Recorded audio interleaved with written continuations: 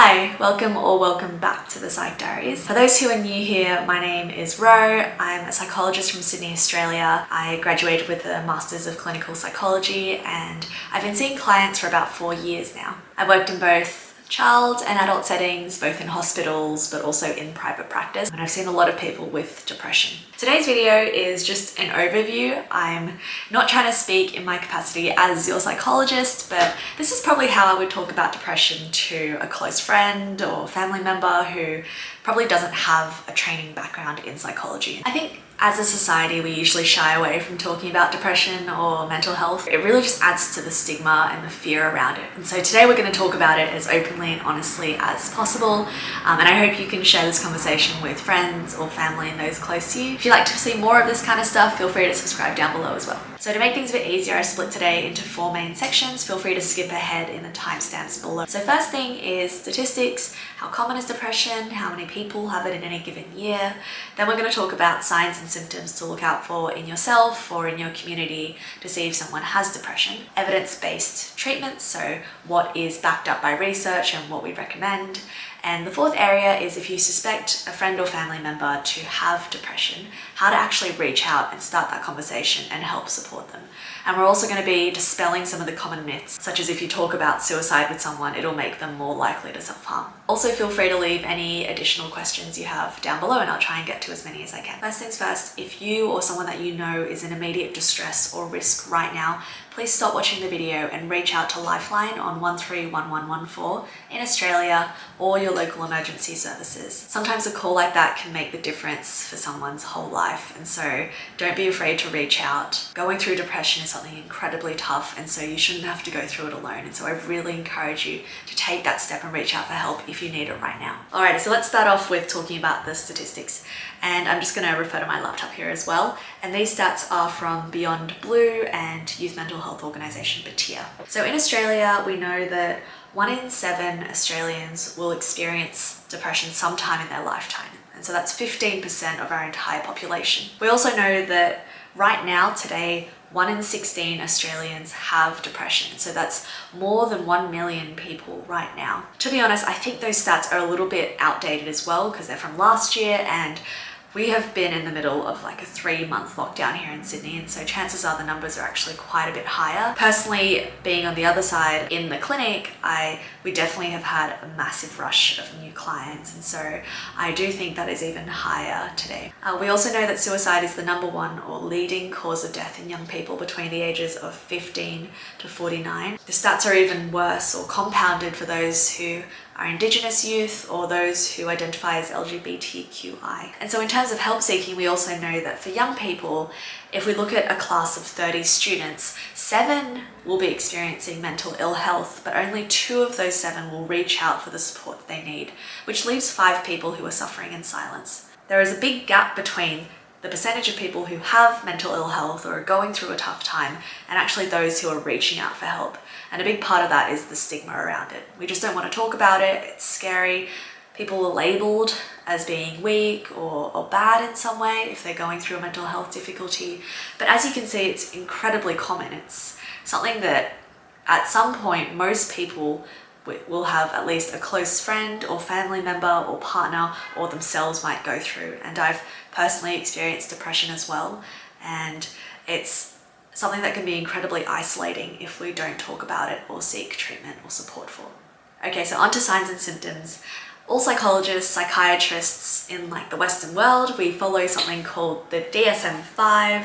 This is basically like our Bible, and DSM-5 stands for the Diagnostic and Statistical Manual of Mental Disorders. As you can see, we're up to version number 5. The DSM-5 was last published in 2013, and I believe there's probably a new one coming out soon as well because it's been quite a while. In the DSM, there's a section on depressive disorders, and major depressive disorder is probably the one that everyone calls depression and is the most common. So in terms of looking at the criteria, we're looking back at the last 2-week period. Someone has to fulfill at least 5 of these criteria. At least one of the criteria has to be that you're feeling depressed mood, which means like low mood, feeling really sad most of the time, or at least one of them has to be about a diminished interest or pleasure in your usual activities. And apart from that, you can pick from any of the other ones, but basically you need to have 5 of these symptoms. So I'm just going to read out all of them. First one is depressed mood most of the day. So this is like feeling sad. Second one is a diminished interest or pleasure in almost all activities. And so things that you used to enjoy, you just don't really find pleasure in them anymore.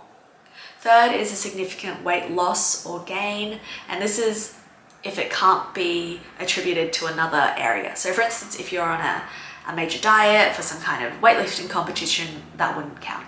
Number 4 is a slowing down of thought speed, slowing down of physical movement. Number 5 is a fatigue or a loss of energy, just feeling really sluggish all the time. Number 6 is feelings of worthlessness or guilt most of the time.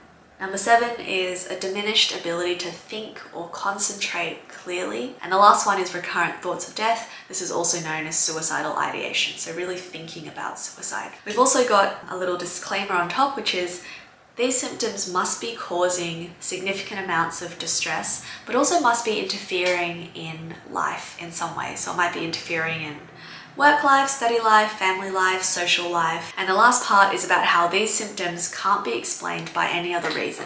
And so that's why instead of just reading out a list of symptoms, it's really helpful to go to a professional, because we really learn about all of the other reasons why someone might be having these types of symptoms. If they've gone through a major life change or adjustment or loss, if there's a medical condition or some physical health issue that needs to be looked at by a doctor, if there is substance abuse or some kind of psychosis or other type of disorder. There are also a range of different types of mood disorders, not just major depressive disorder. If it is a different diagnosis, then you've got a whole different treatment plan. And so that's why I really encourage people to try not to self-diagnose, but actually to see a professional. So part 3 is about the different treatment options that you can consider. Obviously, as a psychologist, I'm more well versed in the different forms of therapy. However, I will briefly talk about the different types of medication or antidepressants. We do get briefly trained on that, and my clients often are in a combination of both. So in terms of going to therapy and seeing a therapist, most likely either going to be recommended CBT, which is cognitive behavioral therapy, and that's the one that I'm most trained in. Otherwise, interpersonal therapy, which talks a bit more about the social relationships and you within a community. And we've also got mindfulness-based cognitive therapy. I'm going to talk a bit more about CBT because this is considered the gold standard, or kind of like the first line treatment.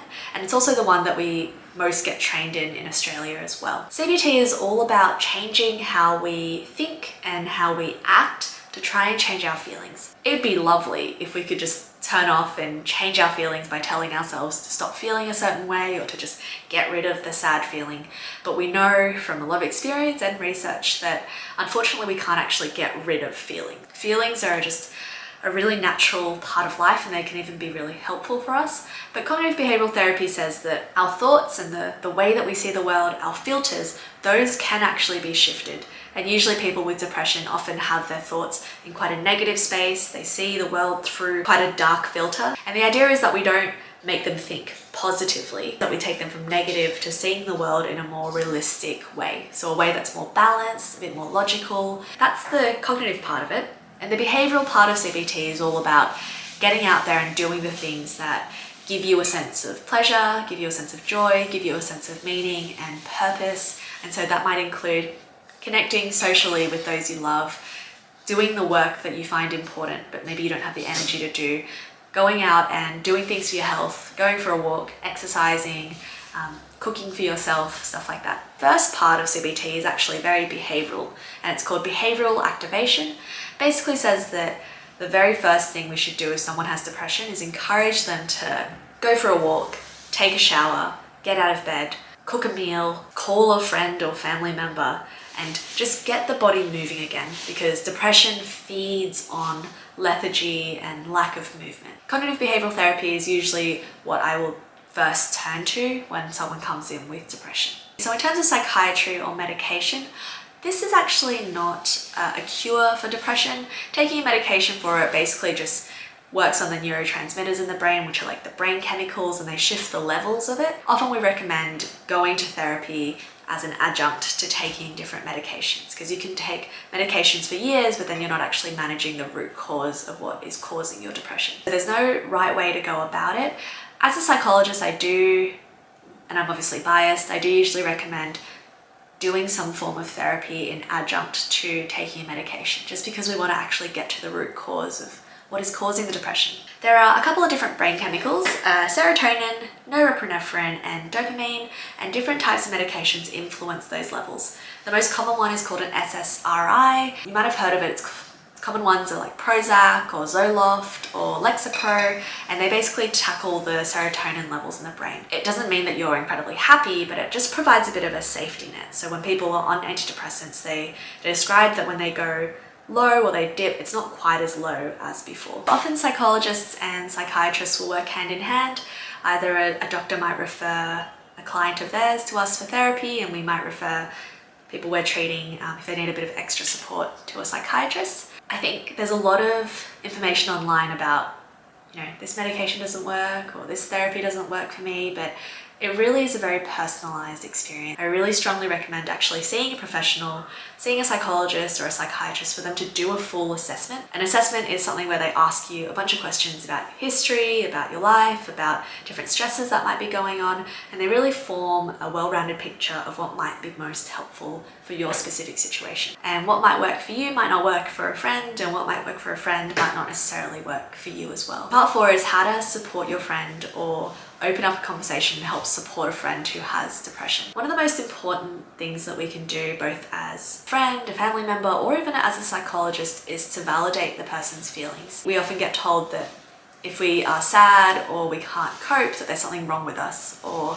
that we're weak, or this, we've gone crazy, and that is not at all the case. What validation means is that we just tell someone, your feelings make sense considering what you've gone through. Your feelings are valid, they're understandable, they're normal. I'm here for you. Even though you're going through this, I'm not judging you. It's validating in a non-judgmental way to just say, I'm right here, I know you're going through a tough time and I'm here to support you. I wanted to talk about a common myth that I heard kind of growing up, which is that if we talk about depression or we talk about suicide, that it's going to actually make it riskier, or it's going to encourage someone to act on those urges. And that is not at all the case. That is a total myth. We know that talking about specific techniques or methods does increase the risk. However, just talking about how someone is feeling, asking them, have you ever had thoughts of suicide? Those do not actually make it more difficult for the person. And in fact, you are opening up the conversation for them. Maybe it's the first time they've been able to talk about something like that. Step 2, I'd probably encourage you, once you've listened to the person, really just listened non-judgmentally with an open frame of mind, without encouraging to do anything in particular, just being there and hearing their story. If the person's ready for it, I would encourage them to actually reach out for support. Obviously, you can think of the common ones, which is a psychologist or a doctor, but sometimes support, the first step is just talking to another friend about it, talking to a parent about it, talking to someone close to them about it. For some people, that's all they're comfortable with, and so any form of reaching out to teacher, uni, auntie, friend, those are all pretty helpful. The other thing is, even though we're supporting someone else, it's also really important to support ourselves. They teach us in training that, think about it as that airplane analogy. Like we always, when the air masks drop down and we're in an emergency situation, always put the air mask on yourself before you help those who are vulnerable and who need help around you. We can't help anyone unless our own cup is full and we have energy ourselves. B, also, we don't want to get into a tough space ourselves in our attempts to try and support someone else. And for instance, set boundaries, get a professional in if you're not sure what to do, get an adult in to help. Those things will all help support you as a system. Now, this would be great if that encouragement and that support has led someone to actually reach out for support.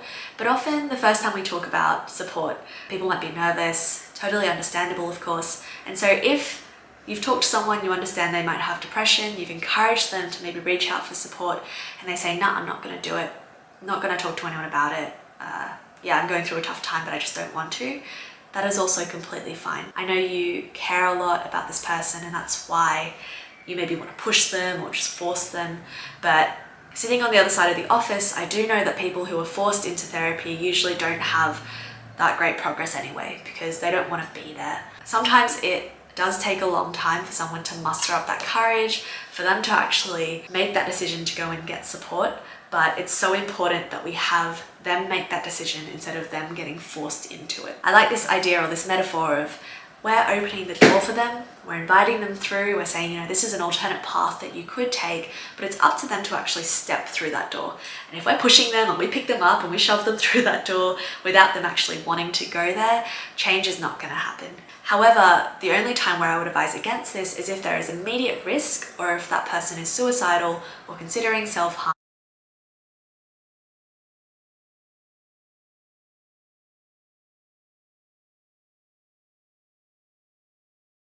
Alright, so we've reached the end. Today was a very brief introduction or overview to depression, and I hope this really just starts the conversation or gives you a bit of an insight into what depression is, how we might treat it, how you might help support a friend with depression, but also a bit more about how common it is and how it's kind of a universal experience and something that is actually increasing over time. If you'd like to join me for more of these types of videos, feel free to subscribe below.